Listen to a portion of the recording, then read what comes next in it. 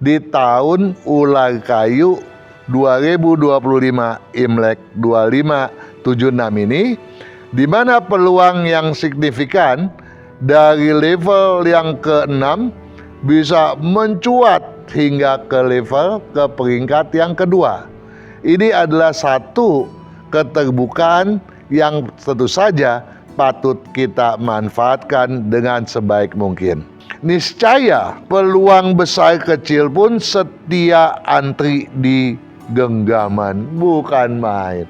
Berkaitan dengan keuangan, Anda diharapkan untuk bersikap konservatif dan tidak boleh asal percaya, ya. Nah, kemudian berkaitan dengan aspek kesehatan, patut mewaspadai aktivitas yang beresiko tinggi dan bahaya air.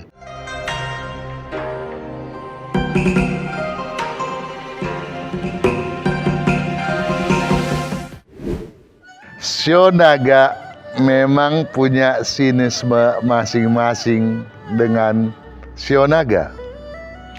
Shio naga Anda sebagai seorang pebisnis tentu saja memiliki sinisme dengan tahun naga kayu. Sehingga apabila Anda bersikap egois dan memaksakan peluang, maka egoisme Anda akan menjadi batu sandungan dan pemaksaan Anda akan juga menjadi sebuah hambatan bagi kelancaran Anda dalam beraktivitas maupun bersepak terjang. Nah, kalau Anda bisa menghindari kedua hal tersebut, tentu saja Anda akan memiliki kelancaran di mana peluang-peluang yang tersembunyi pun bakal berketerbukaan pula. Itu sebabnya sebagai pengusaha di tahun naga kayu dilarang untuk ngejar segala sesuatu yang bersifat tersamarkan.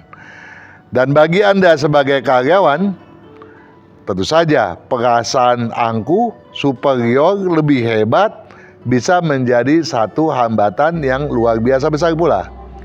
Dengan kata lain, kalau kesemuanya itu dapat Anda siasati sebagaimana mestinya sesuai anjuran yang telah diberikan, niscaya tahun naga yang sebetulnya hanya ciong kecil belaka dapat Anda manfaatkan sehingga dapat menghasilkan sesuatu perolehan yang lebih baik, ya, jauh daripada perkiraan peramalan itu sendiri. Dan tentu saja itu pun akan menjadi modal yang sangat luar biasa di tahun ular kayu 2025 Imlek 2576 ini, di mana peluang yang signifikan dari level yang ke-6 bisa mencuat hingga ke peringkat yang kedua. Ini adalah satu keterbukaan yang tentu saja patut kita manfaatkan dengan sebaik mungkin. Nah, untuk memanfaatkan hal itu, Anda seyogianya menyersamai dan mentaati kiat sukses berikut ini. Saya akan bacakan untuk Anda. Rasa berkuasa semena-mena cikal bakal sandungan.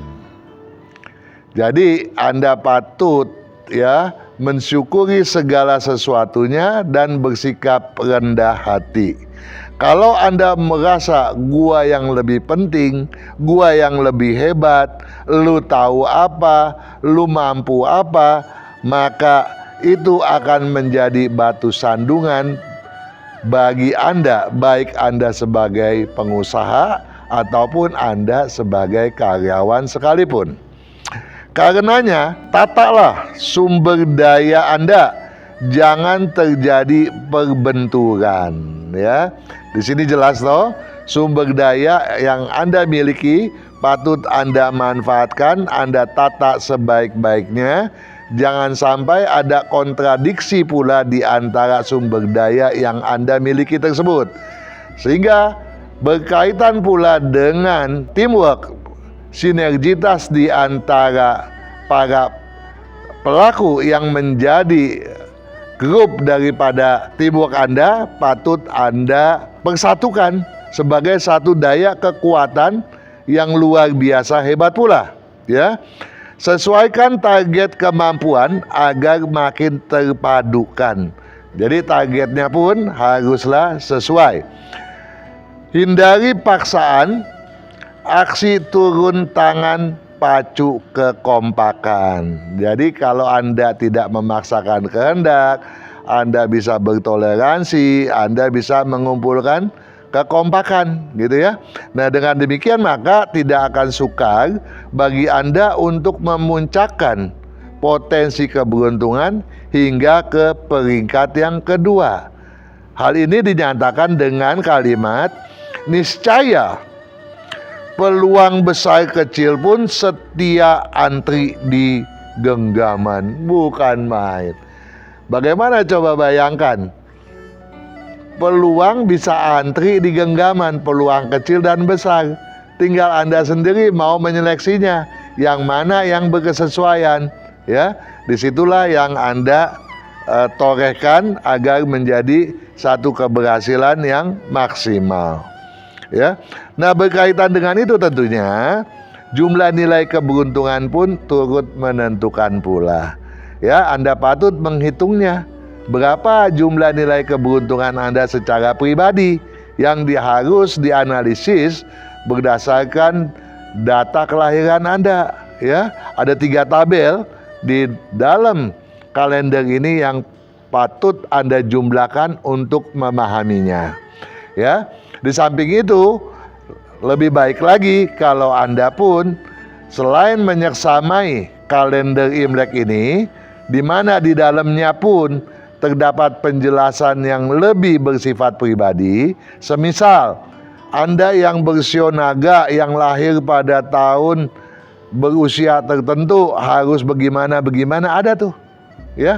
Nah, kalau misalnya terjadi satu hambatan, bagaimanakah hambatan itu bisa dianulir dengan cara misalnya merubah tata letak rumah? Ada solusinya, ya, di dalamnya.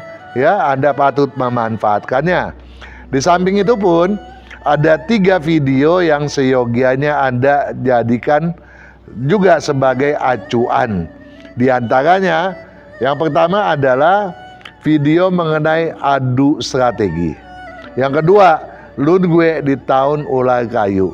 Keduanya ini penting untuk mengetahui bagaimana sih fenomena pada tahun ular akan berlangsung, dan juga bagaimana nih fenomena daripada potensi kita sendiri, agar keduanya itu bisa kita sinergikan menjadi satu solusi, menjadi suatu jalan keluar bagi kita untuk bersepak terjang mewujudkan kesuksesan dan keberuntungan kita yang semakin meningkat, ya. Di samping itu ada satu lagi video yang sebaiknya juga Anda pedulikan, yaitu video mengenai penjelasan kalender tahun ular kayu 2025 Imlek 2576. Juragin Anda yang bersio naga, saya mohon perhatian untuk Anda yang selama ini berkiprah sebagai karyawan. Satu hal, Anda patut meningkatkan tanggung jawab, ya. Tanggung jawab ini ditingkatkan demi perbaikan Anda, ya, baik itu dalam bersosialisasi dengan teamwork ataupun dengan para relasi Anda, ya. Kemudian, walau rezeki sampingan terbuka tak patut dipaksakan. Jadi dalam konteks ini disarankan agar Anda yang bersio naga lebih mengutamakan dahulu potensi yang terdapat pada rezeki yang bersifat tetap, ya, yang utama. Nah, yang sampingan hanya boleh Anda kejar kalau kesempatannya betul-betul sedang bersifat terbuka, ya.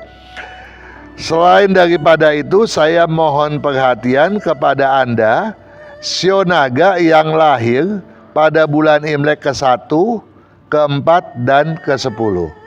Wih, bagaimana saya tahu saya lahir pada bulan Imlek ke-1, 4, dan 10? Jangan khawatir, saya telah menyiapkan buku sisipan yang terdapat di dalam kalender untuk Anda pergunakan untuk mengetahui apakah Anda lahir pada bulan Imlek tersebut ataukah tidak. Ini penting agar Anda yang lahir pada bulan Imlek ke-1, ke-4, dan ke-10 mempedulikan dua hal berikut. Berkaitan dengan keuangan, Anda diharapkan untuk bersikap konservatif dan tidak boleh asal percaya, ya. Jadi kalau memberikan pinjaman, hutang misalnya, ya, harus memiliki batasan plafon tertentu, ya. Itu yang misalnya patut diterapkan. Kalau kepercayaan Anda rendah terhadap seseorang, ya jangan dulu diberikan pinjaman, jangan diberikan hutang yang apalagi besar-besar tentunya, ya. Nah, kemudian berkaitan dengan aspek kesehatan, patut mewaspadai aktivitas yang beresiko tinggi dan bahaya air. Sahabat-sahabat Sonora, dimanapun Anda berada, jugagin Feng Shui, apa yang hendak saya kemukakan sudah saya sampaikan. Mudah-mudahan kesemuanya itu bermanfaat bagi Anda dalam memperjuangkan kesuksesan Anda hingga semaksimal mungkin. Sukses selalu.